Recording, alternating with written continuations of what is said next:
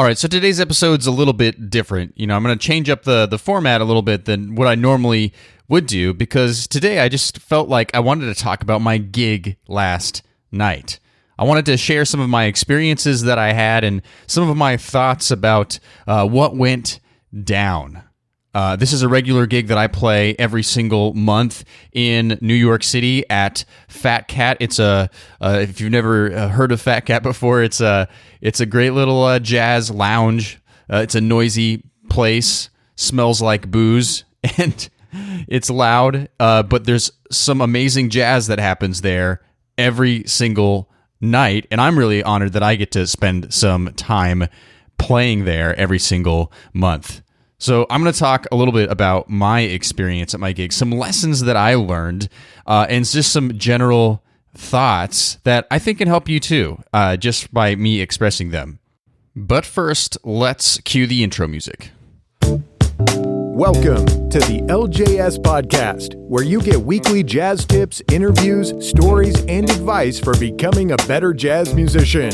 And now your host. He's a jazz musician, author, and entrepreneur, Brent Vaartstra. And just in case you've never listened to this podcast before, my name is Brent.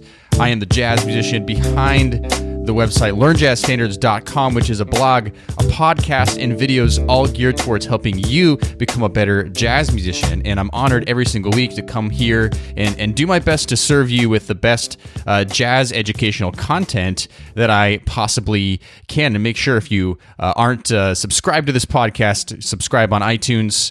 If you're not subscribed on our YouTube channel, I also post the podcast as well as other videos on our YouTube channel. That's youtube.com/Learn Jazz Standards. Of course, make sure that you're involved in our community. Go to learnjazzstandards.com/join. Get on to our newsletter, and I do this every single week. So if you're new to this podcast, that's who I am. This is what I'm all about. It's a little bit of a different episode today, like I said. So bear with me, but I'd love to talk to you a little bit about my gig at Fat Cat last night. We had a huge, but at the time of this recording, we had this big snowstorm here in New York City. And so I was trudging out into the snow. I live out in Queens. Fat Cat, it is in the West Village, the historic Greenwich Village. So I took the 45 minute train ride down over into the village, got to the gig. I play this once a month with an incredible musician who I really admire. And I've been playing this gig for about 5 years or so. It's Don Hahn. He's a trumpeter. He's played with Maynard Ferguson. He's played actually with Buddy Rich. He's played with a lot of other musicians, and he's a good friend of mine. And actually, if you want to go check out him a little bit, you can check him out on episode 39 of this podcast, where I had him on for an interview and just picked his brain. And that was a great interview. So after you listen to this, go check out that episode 39. So I get to Fat Cat. It's the same old regular. Now, one thing that you have to know about New York, and one reason I love playing in this this gig, is that all the band members are really top-notch musicians. In New York, there is no shortage of incredible musicians. And a lot of people, they come from all over the world to New York. It's a very saturated place to pursue music, to pursue the arts. It's really an art center of the world, and a lot of people come to New York City for that reason. And so if you were a big one of the better jazz players in your local scene, but you come to New York, you're not going to be such a big deal anymore. And that's such the privilege that I have of being in the city, is being surrounded by a lot of incredible musicians, and in particular this band, a lot of amazing players led by Don Hahn, this guy who has played with, for a long time, and who has played with amazing musicians. The other great thing, too, is that every single month, Don has, I'm part of the house band, but Don has special guests come on. So this particular week, this particular month, we had John Mosca, who's a trombone player, and he's played with the Thad Jones, Mel Lewis orchestra. He's the current co-leader of the Village Vanguard Orchestra, which plays every single Monday night in Greenwich Village as well at the Village Vanguard, which of course, if you've know anything about jazz, you know that the Village Vanguard is one of the most famous jazz clubs of all time, and I try to peek in there every once in a while to go check out some shows, and it's really a magical place. Anyways, John Mosca was the guest. So now there's a lot of regular repertoire that we have that I'm pretty used to with this band after playing for about 5 or so years. But I actually don't play with the, on other gigs, I don't really play with the cast of characters very often. Some of the other guys in the band, I don't necessarily play with them outside of this group. So, with every single different setting or group, even in different cities, there's different repertoire that exists, right? Some groups that you play with might have this certain set of repertoire. Another set of groups you play with might have another set of repertoire that, some songs that maybe you didn't play. All this to be said, I'm pretty used to playing in this band. Now, what happened, I think, is John Mosca, he was the special guest, so we were playing songs that, he was calling for most of the night, and this is what happened. There was at least 4, and I'm being open and honest with you guys, because I think that's super important. There's at least 4 or 5 tunes that were called that night that I did not know, okay, that I literally did not know. Most of them I was familiar with, but I didn't actually know. I never actually had worked on them. I had never committed them to memory. Now, there's 2 things about that. Number one, you probably, if you've played jazz out, you've felt that before, where someone calls a tune and you wish you knew it. And a lot of times it's okay because, there's somebody else in the band that doesn't know the tune as well. And so, you don't feel so bad because, you can't know all the tunes, right? But in this particular case, every single one of these tunes, everybody else in the band knew it, and I would be the only person that didn't know these songs. That was a terrible feeling. And if you've ever had this happen to you, you can resonate with it. It's okay if it's like one song, but then if it's like another song, and that's what was happening to me. I don't know what was happening. I was getting my butt kicked. It just didn't feel good because I just constantly was like, okay, well, I'll surely know the next song. Well, no, I didn't know the next song either that was being called. Now, that didn't feel good, but there's a positive side to all this.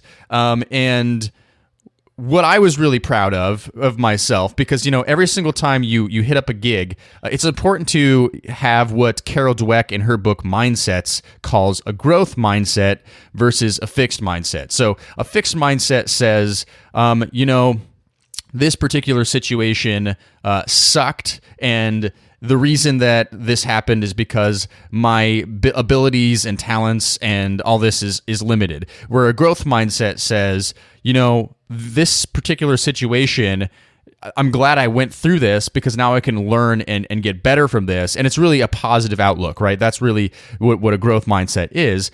And so the positive side of all of this is that all but one of those songs I was able to play and pick up without having to even look at a piece of music at all. Okay, so those are about four of the 5 songs that I didn't know I was able to do by ear. Now, the reason I could do this is because I was familiar with most of them already because I've listened to lots of jazz. I've listened to lots of the music. So, for example, one of the songs that I didn't really know was Love Walked In, which is a great tune, by the way. But I didn't really actually know that. But, I could hear the harmony in my head, and I got a piano player with me. And so I'm just listening to the piano, I'm listening to the bass, and I'm hearing that harmony. And so it only took about a chorus, and I knew that song right away. Okay, I knew how to play that song. And there were some other harder tunes throughout the night, but, I was able to ultimately figure out what that harmony was so that by the time it was my turn to take a solo, I knew how to navigate those changes, okay? So that's the positive side, is that I've trained my ears to be able to do this from just listening and being familiar with lots of the music, and also from just diving into some of those fundamentals of ear training, being able to hear intervals, being able to hear chords, being able to hear chord progressions, and all of that has set me up so that when I do get into a situation like that and I don't know a song, it might feel uncomfortable for a second, but I can latch catch on fairly quickly. And sure, like if I actually knew the song, if I had actually worked on some of these songs, I could probably play them with more confidence and play them better. But the point is, I've musically equipped myself with the skills that I need in order to be able to learn a song literally on the fly. But, all that being said, that doesn't mean that it didn't feel great when, time after time a song was being called and I didn't know it. And there's several times where I felt so confident that I was familiar with the song that I would be able to pick it up by ear, that I didn't say anything. I just, like, the song was called, I didn't say that I didn't know it. But there was a few times where I was like, oh, I don't know that song. And then, but then I was like, but I think I'll be able to get it. Okay. But it didn't feel good having to admit that to people. And then there's that one song, I literally didn't even, I didn't even recognize it at all. And I had to look up a chart, and, that kind of sucked too, because none of the other guys are looking at charts, right? Everybody's got these songs. And sure, there was also times throughout the night where one of the other musicians didn't know a song, and so I guess they were in my spot too. But I think the thing that kind of damaged my ego a little bit was that it was so many of them, and that everybody else knew the songs, and it just made me feel like, okay, what's going on? I need to do more homework here. Like I clearly need to learn some of these tunes. So I'll tell you what I'm doing right now, though. Like, I didn't know all these songs. I immediately jotted them down into the notes on my phone, and I'm going to learn every single one of these songs. Even the ones I'm familiar with, I'm going to just like dig into them, right? I'm going to like listen to lots of recordings of these just to make sure I even further have solidified that. I'm going to make sure I learn the melody, right? Because, I'm a guitar player, so it's cool that I was able to figure out the chords, but that doesn't mean I know the song yet, right? I mean, I need to feel confident that I can play the melody on my instrument. I need to make sure that I really dig deep into these songs so that the next time that they're called, next month at this gig, maybe they will be called, maybe they won't be called. But the point is, if someone calls one of those tunes, I'm not going to have to worry about it, because I'm going to know that song, and that's where I want to be. And so the main takeaway from this part of my talk today, of my experience, that I want you to take away, and also to reinforce for myself, is that we need to take action. Like, we need to have that growth mindset when something doesn't go quite as planned on a gig, or maybe, there's something that makes you feel bad about your performance. Then that's a moment to go, aha, I need to take action. What is the problem that needs to be fixed? And now I need to do something about it. So that's exactly what I have done. Is I've gone out and I'm learning all these tunes, and learning meaning I'm completely learning them, right? And even that song where I had to use a chart, I'm going to have to learn that one from scratch, because I'm not even familiar with that song, okay? So I'm going to go out and do my homework, and I am doing my homework on these. And that's important, because at the end of the day, I want to show up to a gig and feel, I want my morale to be high, because, hey, I know these tunes, and I'm not the odd man out who doesn't know it, right? Okay, so the point there is take action. But I have to say that, we've all been through this where, things don't go as planned. Maybe you just don't feel like you were playing as well as you wanted to. So sometimes you get a little down on yourself, right? So between, I think it was the second break, I was just, I wasn't feeling. I was like, man, this sucks. I didn't know all these songs. Don likes to call wicked fast tempo. So the songs I didn't know, it was like he was counting them 1, 2, 1, 2, 3, 4, right? And then we're like, he likes to call lots of fast tunes, and so I felt if I knew the song, then it would be a little easier. All these different things, right? We all get beat up ourselves sometimes. The reality is, it went a lot way better than it did in my head, right? But I was sitting down in between a break, and Don came over, and we were just chatting it up, like we usually do. He was telling me what was going on with his week. I was telling him what was going on with my week. And then, 10, 15 minutes later, I was like, yeah, man, I was a little disappointed I didn't know some of these songs. Can you remind me what some of the songs we just did so I can write them down? And he was like, oh, yeah, I didn't know some of them either. And I stopped for a second. I was like, Don, I heard you play the melodies on your trumpet. I heard you play all those songs. Like, he's like, oh yeah, but I was like, well, what about Love? Like, Love Walked In. I didn't really know that song, but I was able to pick it. He's like, yeah, you were able to play all the songs. And I was like, yeah, I was able to play them. I mean, but I didn't really know them. I mean, I I was just able to pick them up by ear and get by. He's like, well, me too. And I was like, Don, you're 71 years old, and you played all the, like, what are you talking about right now? This is crazy. And he was like, yeah, I Love Walked In. I actually really know that song. I mean, I just have heard it so many times. I could play the melody, and I could just hear what the chord changes were. Boom, mind blown. I mean, this guy who's been playing for a long time, who's been in the scene, who's he's done his homework. He's walked the walk. He doesn't know all the songs. And the thing, is like I was talking before, he has those tools in place where he can pick up that stuff. And he has an even keener ear because no matter what, he can play the melody to these songs because he's heard them before. And he went on to list off several more of the songs that I didn't know that he claims that he didn't know. Well, the truth is he actually did know them, right? He just had never actually sat down and practiced them, which is, I think, what we're talking about here. And I have to say that made me feel a little bit better. It didn't change my mind about, well, I need to go and I need to do the homework.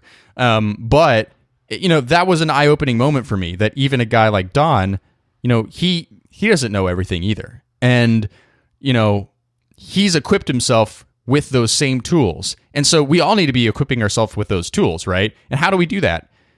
Well, it's exactly what Don said. He'd heard those songs so many times. So if you've listened to some of this repertoire enough, it's going to be in your ear. It's going to be sunk in. And, the more that you learn solos by ear, the more that you learn jazz standards by ear, it's not just that you're learning that repertoire, it's that you're building your ear to a degree where you can start recognizing chord progressions, right?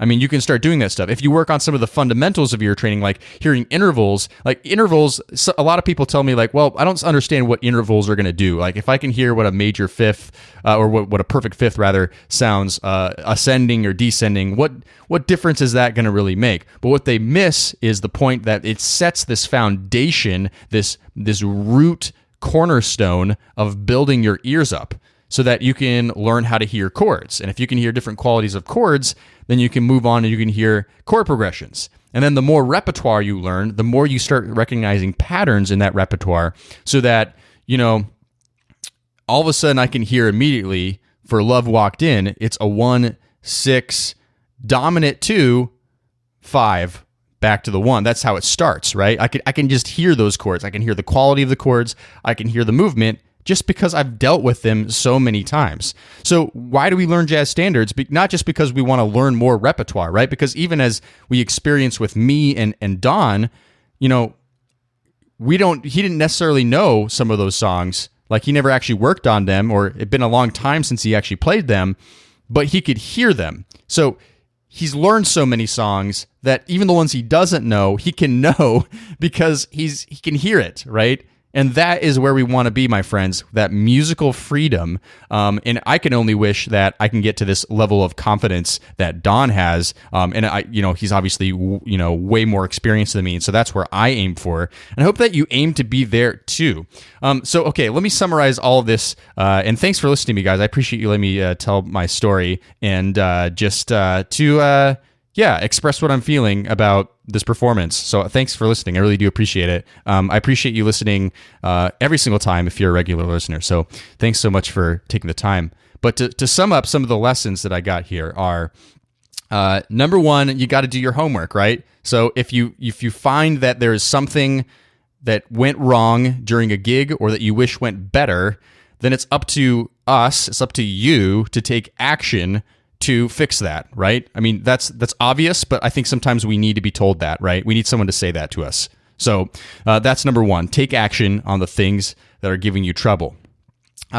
Number two, if you have given yourself the tools of ear training, of great ears, then it's going to save you a lot of problems, and you're going to be able to get by in some tough situations. That's what I learned, and that was the big positive thing that came out for me of that gig, that I was like, hey, you know what?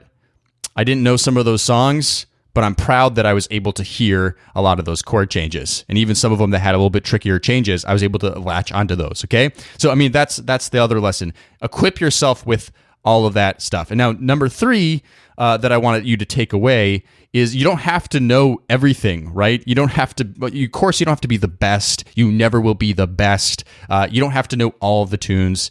You don't have to have everything put together in order to get out there and perform, as we just learned from Don. I mean, Don didn't know some of those songs. That's crazy. Blew my mind. Boom. Crazy. You don't have to know everything, and that's okay. As long as you go back to step number 1, or tip number 1 rather, and you take action on some of those things. And if we can just frame our minds around this growth mindset of progressing gig after gig, which I know is hard. It's hard, guys. Sometimes, when I was in that moment at that gig, I was having a hard time staying positive. I wasn't feeling like I was, up to par with everybody else. Everybody else knew the tunes. Everybody else was doing just fine, right? But there I was having to figure things out, and I felt like I had a disadvantage, right? But if you look at that as a growth thing, and that's what music is, it's a journey. It's a big, long journey, and we're always growing. And if we can look at it that way and really find joy in that, then music is a lot of fun, right? But if we do the other thing, if we have that fixed mindset, if we kind of look at the glass half full, music becomes not so much fun, okay? So that's what I want us all to do. I want us to have fun with music. I want us to embrace it. I want us to, keep growing together. And that's why I'm here. That's why I'm doing this podcast. That's why I do LearnJazzStandards.com, is because it's not because I have all the answers, but it's because I want to grow with you, and I want to help you grow as a musician, because it means so much more than just playing some notes, right? I mean, it can bring joy to your life. It can bring joy to other people's life. There's so much history in jazz music specifically, and culture. And music is just a powerful thing. And so I'm humbled. I'm honored. Thank you for listening. Thanks for joining me. And I just thank you. I can't thank you enough for being a part of the Learn Jazz Standards community. And by the way, if you've never joined our Facebook community, I want to invite you to do that, because, there are tens of thousands of listeners and even more, hundreds of thousands of people who visit Learn Jazz Standards and use the resources and all this stuff. But, you probably don't all know each other. But in our Facebook community group, we have over 1,000 members who are all talking together and sharing tips, asking each other questions, and meeting each other. And that's such a great thing, because that's what music is about. It's about community, and that's what Learn Jazz Standards is about too. It's about helping you become a better jazz musician. And one way that I can do that, and I can serve you even better, is just by letting you guys help each other as well. So if you want to get involved in that Facebook group, go to learnjazzstandards.com/community. That'll redirect you to the Facebook group, and it's a closed group. So all you have to do is request to be to the invitation to join, answer some questions I have for you, and that just helps me serve you better. And then I'll let you into the group, and I'd love to have you. So learnjazzstandards.com/community. All right, so I know this was a little bit of a different episode today. It's not the norm, so if this is your first time listening, usually the episodes don't go down exactly like this. But I hope you enjoyed this. And if you did enjoy that, let me know. Tweet me or tag me on Facebook. Join the group. Mention that you enjoyed it, or leave a comment at the show notes today, and that would be super cool. All right, and one last thing, I always ask this, hey, if you got some value at today's show, if any of this resonated with you, why don't you leave a kind rating and review on iTunes? It just helps the podcast out, helps other people find this podcast, and I just super appreciate it. And I appreciate you. I hope you have a great week, and I wish you all the best in your musical endeavors. I'll see you next week on the LJS podcast. Cheers. Thanks for listening to the LJS podcast, brought to you by LearnJazzStandards.com. Subscribe to the series on iTunes, and don't forget to join our jazz community at LearnJazzStandards.com/newsletter.